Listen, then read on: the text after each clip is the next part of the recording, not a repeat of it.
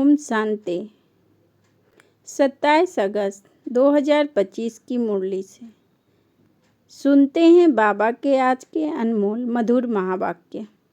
मीठे बच्चे, अपनी सतो प्रधान तकदीर बनाने के लिए याद में रहने का खूब पुरुषार्थ करो। सदा याद रहे मैं आत्मा हूँ, बाप से पूरा वर्षा लेना है।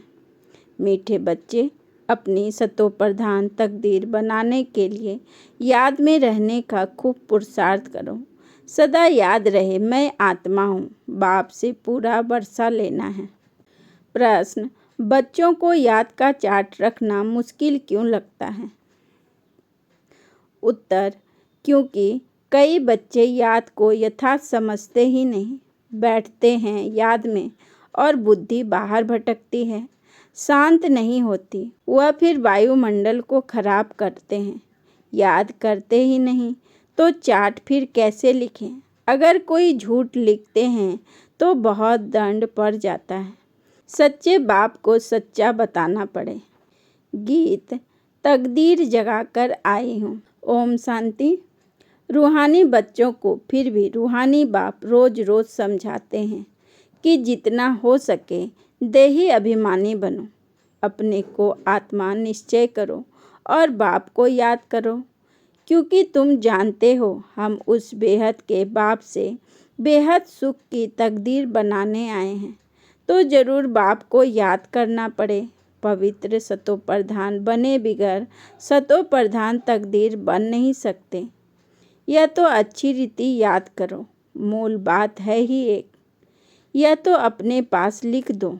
बाह पर नाम लिखते हैं ना, तुम भी लिख दो। हम आत्मा हैं, बेहद के बाप से हम वर्षा ले रहे हैं। क्योंकि माया भुला देती है, इसलिए लिखा हुआ होगा तो घड़ी घड़ी याद रहेगी।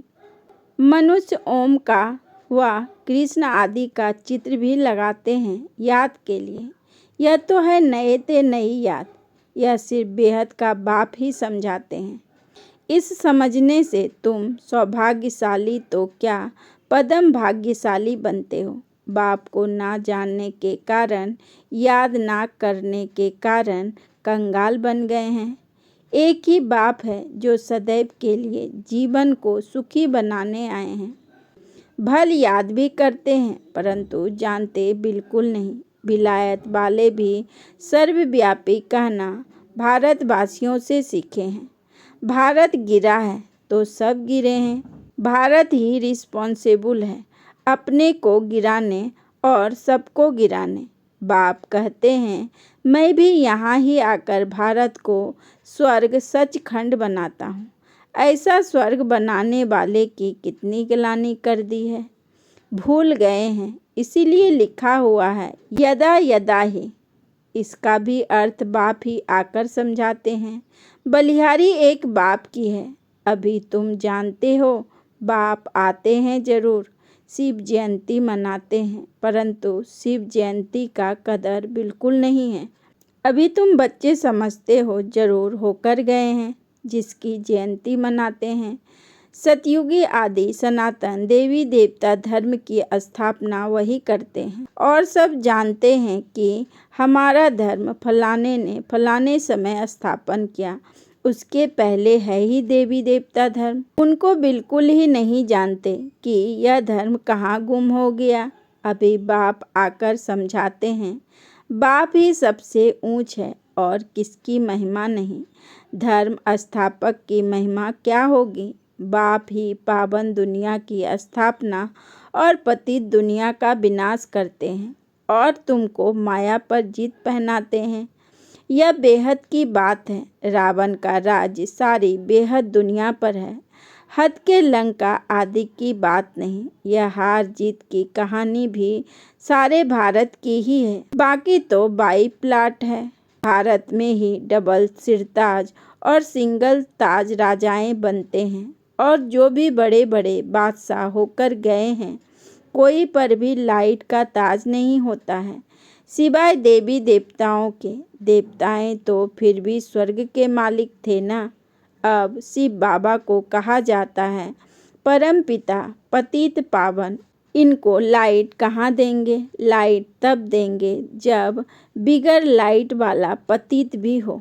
वह कभी बिगर लाइट वाला होता ही नहीं। बिंदी पर लाइट दे कैसे सकेंगे? हो ना सके। दिन प्रतिदिन तुमको बहुत गुहा गुहा बातें समझाते रहते हैं, जो जितना बुद्धि में बिठा सके। मुख्य है ही याद की यात्रा।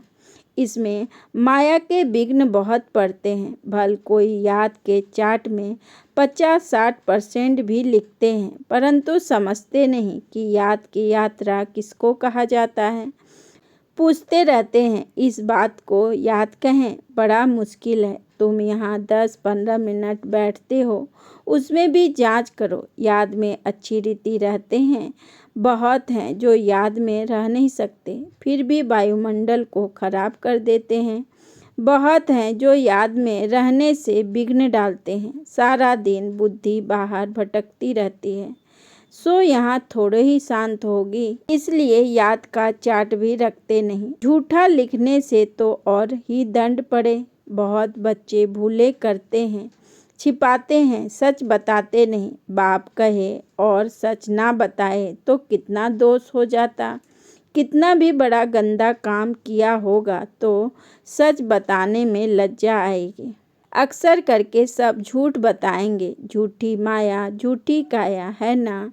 एकदम देह अभिमान में आ जाते हैं। सच सुनाना तो अच्छा ही है, और भी सीखेंगे। यहाँ सच बताना है।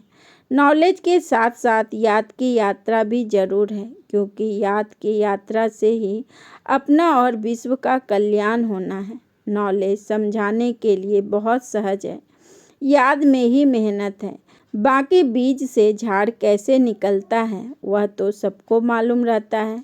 बुद्धि में 84 का चक्र है। बीज और झाड़ की नॉलेज होगी ना। बाप तो सत्य है, चैतन्य है, ज्ञान का सागर है, उसमें नॉलेज है समझाने के लिए। यह है बिल्कुल अनकॉमन बात। यह मनुष्य सृष्टि का झार है, यह भी कोई नहीं जानते। सब नेति नेति करते गए, ड्यूरेशन को ही नहीं जानते तो बाकी क्या जानेंगे। तुम्हारे में भी बहुत थोड़े हैं जो अच्छी रीति जानते हैं, इसीलिए सेमिनार भी बुलाते हैं। अपनी अपनी राय दो। राय तो कोई भी दे सकते हैं, ऐसे नहीं कि जिसके नाम है उनको ही देना है। हमारा नाम नहीं, हम कैसे देवें? नहीं, कोई को भी सर्विस अर्थ कोई राय दो। एडवाइस हो लिख सकते हो।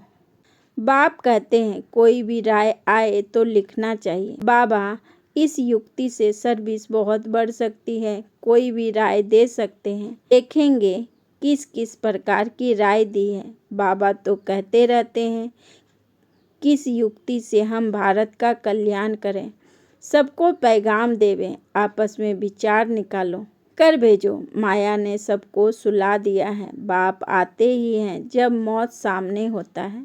अब बाप कहते हैं सबकी वानप्रस्थ अवस्था है। पढ़ो ना पढ़ो, मरना जरूर है। तैयारी करो ना करो, नई दुनिया जरूर स्थापन होनी है। अच्छे अच्छे बच्चे जो हैं वह अपनी तैयारी कर रहे हैं। सुदामा का भी मिसाल गाया हुआ है। चावल मुट्ठी ले आया। बाबा हमको भी महल मिलने चाहिए। है ही उनके पास चावल मुट्ठी तो क्या करेंगे? बाबा ने मम्मा का मिसाल बताया है।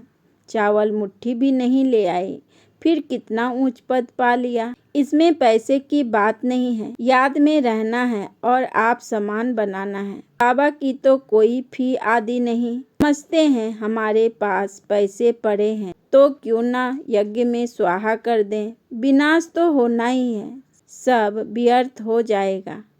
इसमें कुछ तो सफल करें। हर एक मनुष्य कुछ ना कुछ दान पुण्य आदि जरूर करते हैं। वह है पाप आत्माओं का।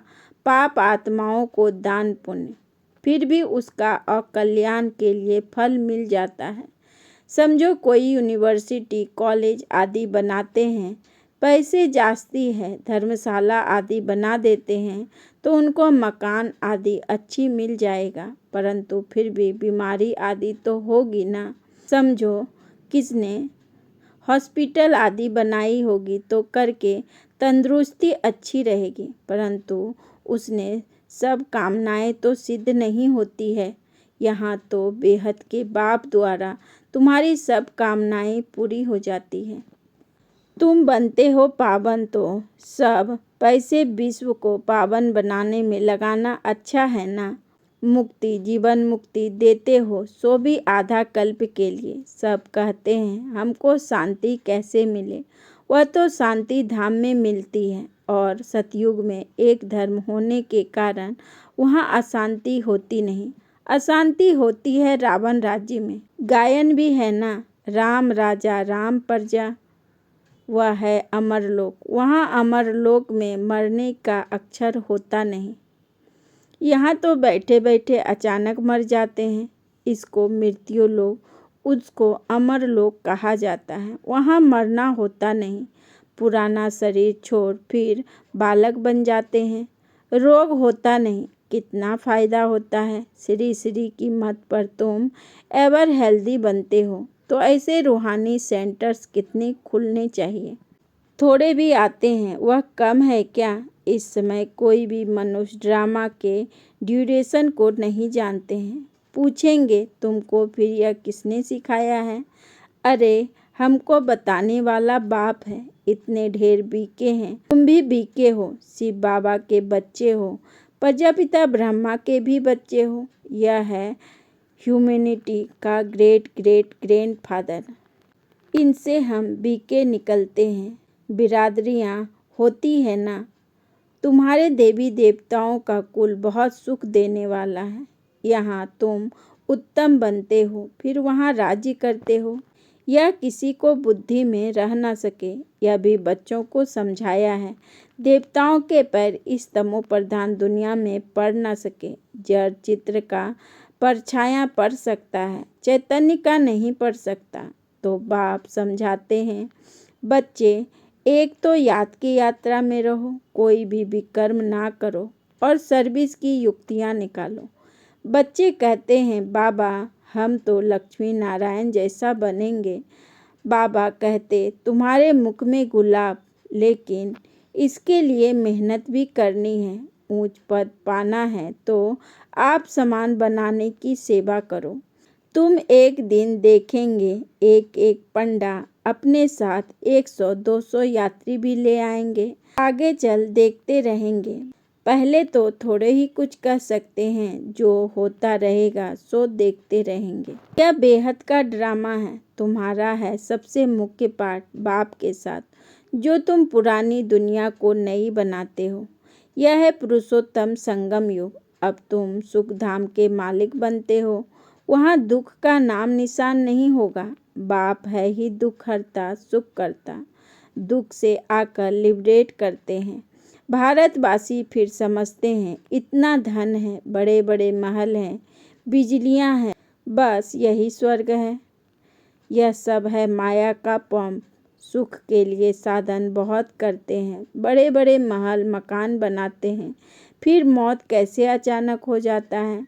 वहाँ मरने का डर नहीं। यहाँ तो अचानक मर जाते हैं, फिर कितना शोक करते हैं, फिर समाधि पर जाकर आंसू बहाते हैं। हर एक की अपनी अपनी रस्म रिवाज है, अनेक मत हैं। सतयुग में ऐसी बात होती नहीं। वहाँ तो एक शरीर छोड़ दूसरा ले लेते हैं। तो तुम कितना सुख में जाते हो, उसके लिए कितना पुरुषार्थ करना चाहिए। कदम कदम पर मत लेनी चाहिए। गुरु की व पति की मत लेते हैं, वह तो अपनी मत से चलना होता है। आसरी मत क्या काम देगी, आसरी तरफ ही ढकेलेगी। अब तुमको मिलती है ईश्वरीय मत, ऊंच ते ऊंच। इसलिए गाया हुआ भी है, श्रीमद् भगवान उवाच। तुम बच्चे श्रीमत से सारे विश्व को हेबिन बनाते हो। उस हेबिन के तुम मालिक बनते हो। इसलिए तुम्हें हर कदम पर श्रीमत लेनी है, परंतु किसकी तकदीर में नहीं है तो फिर मत पर चलते नहीं हैं। बाबा ने समझाया है, किसको भी अपना कुछ अक्ल हो, राय हो तो बाबा को भेज देवे। बाबा जानते हैं कौन कौन राय देने लायक है। नए नए बच्चे निकलते रहते हैं। बाबा तो जानते हैं ना कौन से अच्छे अच्छे बच्चे हैं। दुकानदारों को भी राय निकालनी चाहिए। ऐसे यत्न करें जो बाप का परिचय मिले। दुकान में भी सबको याद कराते रहें। भारत में जब सतयुग था तो एक धर्म था, इसमें नाराज होने की तो बात ही नहीं। सबका एक बाप है। बाप कहते हैं मामेकम याद करो तो तुम्हारे विकर्म विनाश हो जाएंगे, स्वर्ग के मालिक बन जाएंगे। अच्छा, मीठे मीठे सिक्की लदे बच्चों प्रति माता पिता बाप दादा का याद प्यार और गुड मॉर्निंग। रूहानी बाप की रूहानी बच्चों को नमस्ते। हम रूहानी बच्चों की रूहानी बाप दादा को पदम गुना नमस्ते नमस्ते नमस्ते। Good morning. शुक्रिया बाबा, शुक्रिया। धारणा के लिए मुख्य सार। नंबर 1, श्रीमत पर चलकर सारे विश्व को स्वर्ग बनाने की सेवा करनी है। बहुतों को आप समान बनाना है। आसुरी मत से अपनी संभाल करनी है। नंबर 2, याद की मेहनत से आत्मा को सतोप्रधान बनाना है। सुदामा मिसल जो भी चावल मुट्ठी है वह सब सफल कर अपनी सर्व कामनाएं सिद्ध करनी है। वरदान, एक बाप दूसरा न कोई, इस दृढ़ संकल्प द्वारा अविनाशी अमर भव। एक बाप दूसरा न कोई, इस दृढ़ संकल्प द्वारा अविनाशी अमर भव।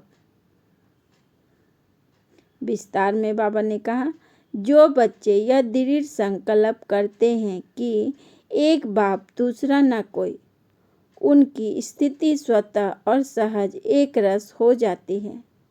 इसी दृढ़ संकल्प से सर्व संबंधों की अविनाशी तार जुड़ जाती है और उन्हें सदा अविनाशी भव अमर भव का वरदान मिल जाता है। दृढ़ संकल्प करने से पुरुषार्थ में भी विशेष रूप से लिफ्ट मिलती है।